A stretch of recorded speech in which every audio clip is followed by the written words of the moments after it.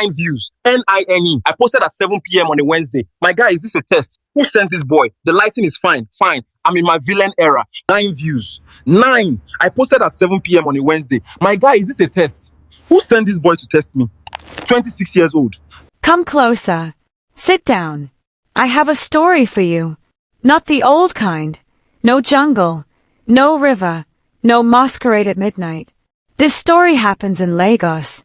In a compound in Surulere. In a small room with a ring light that is still being paid for in installments. And it starts the way many modern tragedies start. With a man staring at his phone. 9 views. 9. He posted the video at 7 o'clock on a Wednesday evening. Peak engagement time. He read that in an article. He used 12 hashtags. He found the trending audio. He checked the lighting 3 times. He posted. He put the phone down. He picked it back up after 40 seconds. 9 views. One of those views was his own. Another was his mother. The other 7 he has not been able to account for. His name is Chukwuemeka Obi, but everyone calls him Emeka. And on this Thursday morning, Emeka is lying flat on his back in his room, staring at the ceiling, wondering what exactly he has done with 26 years of a perfectly good life. Let me tell you about Emeka. He is 26 years old. He lives in a face-me-I-face-you compound in Surulere, the kind of compound where you can hear your neighbor's phone conversations through the wall, where the corridor light has been working for only 3 days out of every 7, and where the landlord appears exactly twice, to collect rent and to complain about cables across the corridor. Emeka has a ring light. He bought it 7 months ago, on credit. In installments he has been paying faithfully every month like someone paying a school fee. He has a camera. He has a tripod. He has content planning notebooks that are full of ideas written in the first 10 pages and completely empty after that. He has 847 followers on YouTube. He estimates, conservatively, that about 800 of them are bots. This is Emeka in the content creation era. His real identity is more interesting. He is sharp. He is funny. Genuinely funny.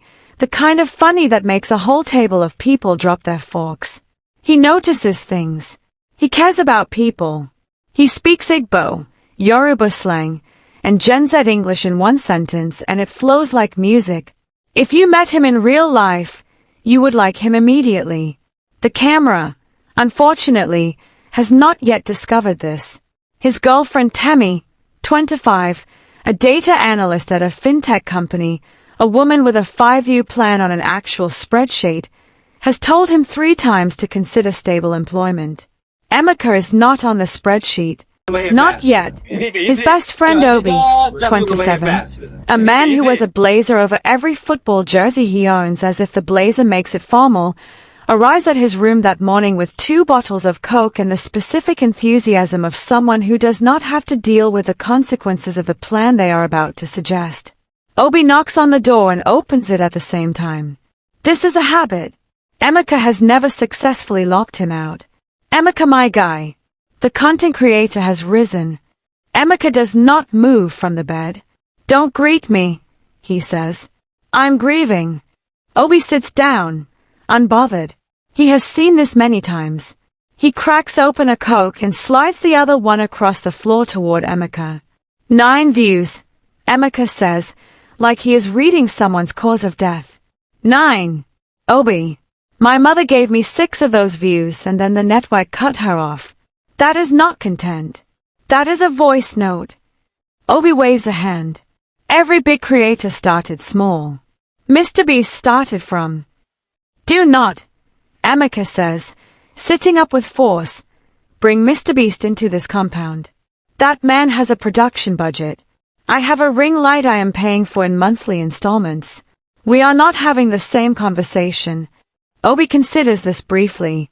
Then he says, what's the plan for today's video? They are in the middle of listing options. Reaction video, day in the life, or possibly a prank involving Alhaji Sul the landlord, which Obi immediately vetoes because of the generator incident they agreed never to speak of again when they hear it. A sound in the corridor. Loud Igbo. Something being dragged. And then, unmistakably, the sound of a live chicken. Emeka and Obi look at each other. The door opens. She fills the doorway the way elders fill rooms. Completely. Without effort. Without asking permission.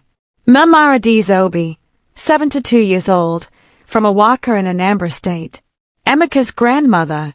She arrived in Lagos on a Chisco bus that morning, without calling ahead, without sending a text, without any warning that the universe saw fit to deliver to Emeka or his corridor. She has a large bag balanced on her head, a smaller bag in one hand, and a burlap sack in the other that is very visibly moving. She looks at Emeka's room. She surveys it. The ring light, the cables, the empty Indomie cup, the tripod, the notebooks, the general evidence of a young man who is trying very hard and achieving very little. Her face says a great deal without saying anything. Then she points at the ring light. What is this circle? Why is there a sun inside your room? Emeka opens his mouth, closes it, opens it again. Mama, it's for video. When I was your age, if I wanted good light, I woke up before sunrise and went to the stream. The sun did it for free.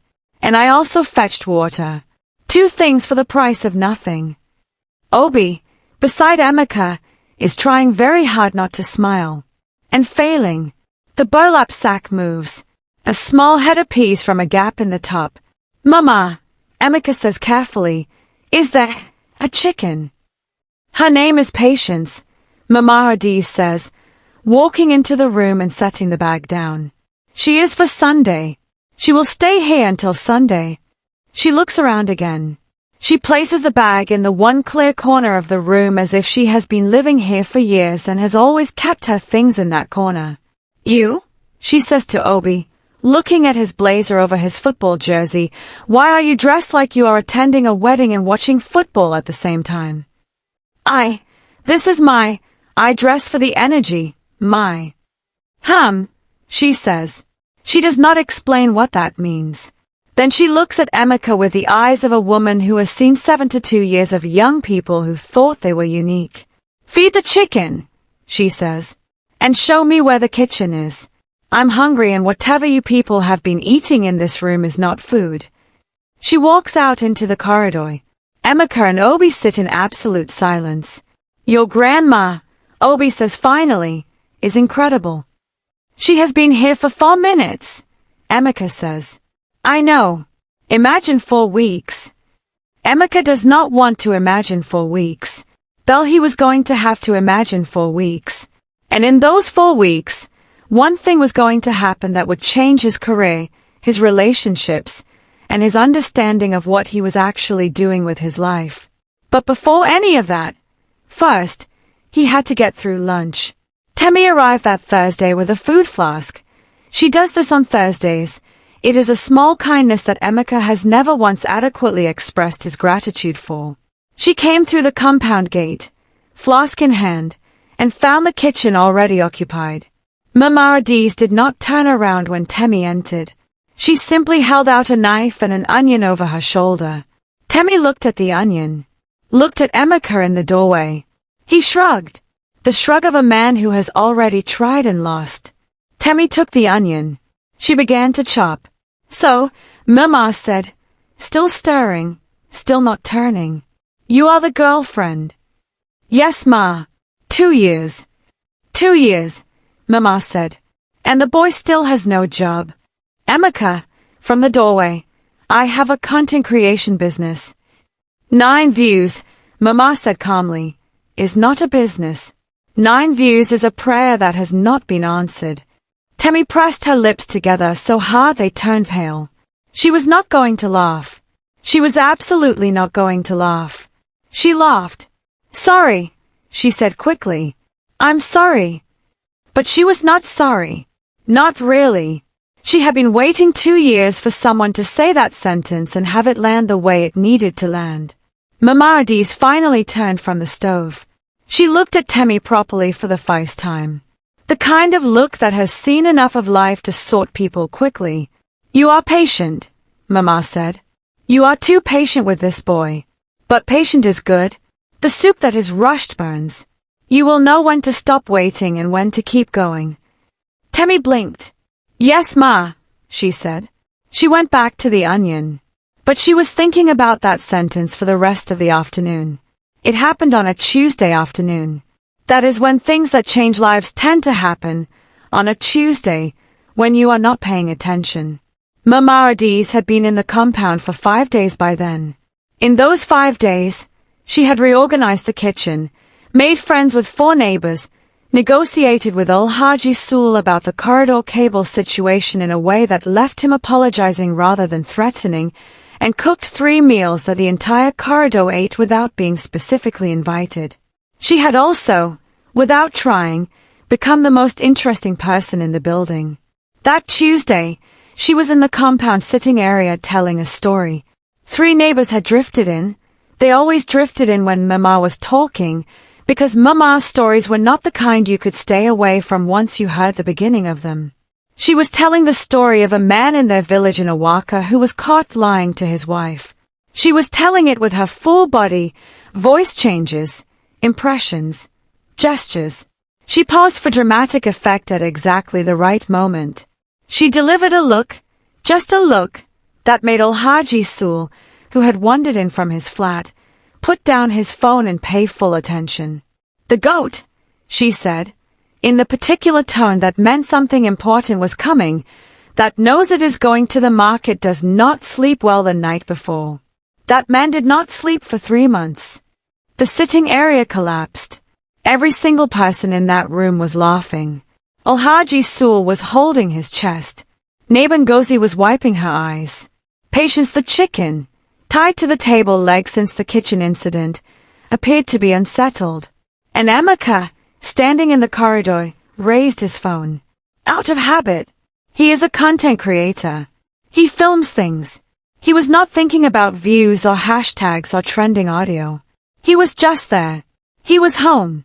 He was watching his grandmother light up a room, and he raised his phone the way you raise your hand to shade your eyes from something too bright to look at directly. He filmed for 8 minutes. He did not know he had filmed for 8 minutes. He went back to his room. He laughed about it for a while. He forgot about the video entirely. 3 days later, at 11 o'clock at night, half asleep, scrolling through his camera roll, he found it. He watched it. He laughed again. He uploaded it without adding a thumbnail, without a title that made sense, without a single one of the 12 hashtags he usually uses. He put the phone down. He went to sleep. Bell the phone was vibrating before midnight. By 2 a.m., it had fallen off the nightstand. By 6:23 a.m., Chukwuemeka Obi woke up with 15 million views and absolutely no plan for what to do with them. There is a lesson in this, and I want you to hear it. Emeka spent 7 months trying to go viral. He studied the algorithm, the timing, the hashtags, the trending sounds. He used the ring light. He wrote scripts. He planned. He performed. 48 seconds.